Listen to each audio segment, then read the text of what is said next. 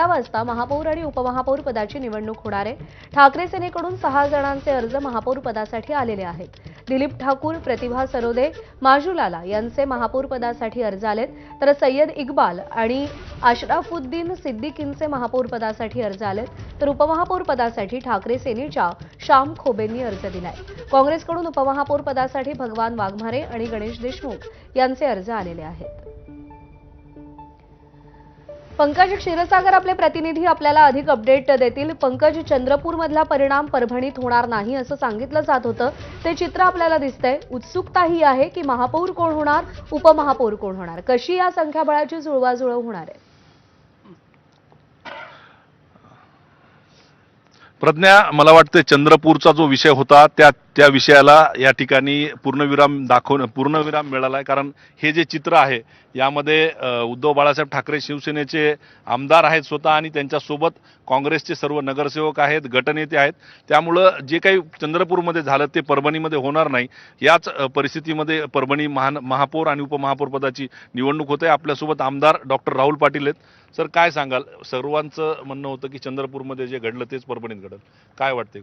चंद्रपूरला त्या म्हणजे त्या तिथल्या पक्षाच्या, काँग्रेसच्या पक्षामध्ये आपसी असलेल्या गटातटाच्या राजकारणामुळं बहुमत असताना सुद्धा दुर्दैवाने तिथे त्यांचा महापौर बसू शकला नाही। पण परभणीमध्ये तसं नाही। आमच्या निवडणुकीच्या पूर्वी आमचे गठबंधन आहे, महाविकास आघाडी निवडणुकीच्या पूर्वी आहे, आम्हाला स्पष्ट बहुमतही मिळालेलं आहे आणि आम्ही एक संघ, शिवसेना आमचा पक्ष असेल किंवा काँग्रेसचे सगळे नेते आमच्या बरोबर आहे, सगळे नगरसेवक आम्ही एक ठिकाणी आता इथं आहोत। यानंतर आमची बैठक होणार आहे, त्या बैठकीमध्ये महापौराचं आणि उपमहापौराचं नाव डिक्लेअर करणार होता। नेमकं काय वाटतंय एकूणच की कोण होईल महापौर आणि उपमहापौर यांची नावं सुद्धा ठरलेली नाहीत अजून? आता आमची जॉईंट बैठक होईल। आमची काही वरिष्ठ नेते मंडळी सुद्धा इथं आलेली आहे। काँग्रेस पक्ष तर राष्ट्रीय लेवलचा पक्ष आहे, त्यांचे काही नेते मंडळी वरून आलेले आहे। आम्ही क्लोज चेंबरमध्ये बैठक घेऊ, त्यानंतर सर्व मताने महापौर आणि उपमहापौराचा कॅन्डिडेट जे असेल आमचा उमेदवार ते आम्ही घोषित करू आणि लगेच आम्ही इथून सभागृहात जाणार आहोत। काँग्रेसच्या वरिष्ठ नेत्यांनी काही नाराजी काल व्यक्त केली होती जे तिकडं चंद्रपूरला झालं, त्या संदर्भात काही चर्चा झाली आहे का त्यांच्याशी? माझी त्यांचे जे प्रदेशाध्यक्ष आहेत त्यांच्याबरोबरही चर्चा झालेली आहे। वरिष्ठ पातळीवर दिल्लीच्या काही त्यांच्या नेते मंडळीशी माझी चर्चा झालेली आहे। सगळ्या गोष्टी त्यांच्या मी कानावर टाकलेल्या आहेत। सगळेजण अतिशय आनंदात आहेत आणि जे काही घडलंय चंद्रपूरला ते त्यांच्या लोकलच्या गटबाजीमुळे घडलेलं आहे। त्यामुळे वरच्या लेवलवर त्याचा काही फरक पडणार नाही आणि ज्यांनी ही गटबाजी केलेली आहे किंवा आमच्याही पक्षाच्या काही लोकांनी त्यामध्ये काही केलं असेल तर त्यांच्यावरही पक्षविरोधी कारवाई केली जाईल। काँग्रेसचे शहराध्यक्ष आहेत आपल्यासोबत, नदीमभाई, सगळं झालंय का क्लिअर? हो, सगळं क्लिअर झालेलं आहे। आता अर्ध्या तासात आमची संयुक्त बैठक होणार, त्या बैठक झाल्यानंतर आम्ही क्लिअर करणार। महापौर त्यांचा होईल, उपमहापौर तुमचा होणार, कोण नाव आहे का? सध्या दोन्ही काय ठरलं नाही, तर संयुक्त बैठकमध्ये ठरणार।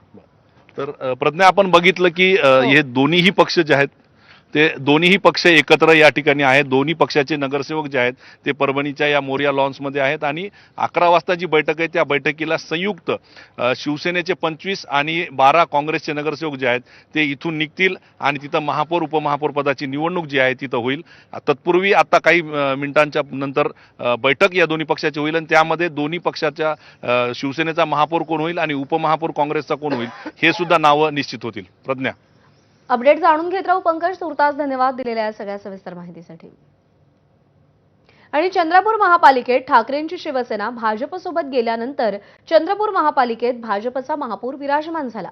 आता परभणीतही भाजपकडून सत्तेसाठी प्रयत्न केले जात आहेत। महायुतीमधील राष्ट्रवादी आणि काही अपक्ष आणि काँग्रेसचे नगरसेवक गळाला लावण्याचा प्रयत्न भाजपकडून केला जातोय। त्यामुळे भाजपच्या प्रयत्नांना यश येतं का हे पाहावं लागेल। काय नेमकी स्ट्रॅटेजी भाजपकडून सुरू केलेली जाते, म्हणजे काय नेमकी ठरवलंय का काही, काय नेमकं करायचं? भारतीय जनता पार्टी म्हणून आम्ही 4 जणांनी फॉर्म भरले होते। त्यामध्ये सौ मीनाताई बोरपुडकरांचा, माझा अर्ज आणि इतर 2 अर्ज असे आहेत। पक्षश्रेष्ठींकडून आमचा अजून काही आदेश आले नाहीत, पण आम्ही सर्व जे काही उमेदवार आहोत त्या ठिकाणी सभागृहामध्ये गेल्यानंतर निर्णय होईल। आमच्यापैकी कोणाचा फॉर्म राहील ह्या गोष्टी पण अजून ठरलेल्या नाहीत, पण आमचे पत्ते आम्ही नाही का सभागृहामध्ये गेल्यानंतर ओपन करू। तोपर्यंत पक्षश्रेष्ठींकडून जे आदेश येईल त्याची वाट पाहतो। नेमकं कसं गणित लावलं जात आहे? कारण 33चं मॅजिक फिगर आहे आणि आपल्या ज्या संख्या आहे ती आपली 11ची संख्या आहे भाजपची। मग इतर महायुतीमधले घटक पक्षांना सोबत घेण्याचा प्रयत्न चालू? महायुती म्हणून आमच्यासोबत सध्या आमचे भारतीय जनता पार्टीचे आहेत, आमचे महायुतीचे घटक राष्ट्रवादी अजितदादा गटांची मंडळी 11 जणांसोबत आहेत.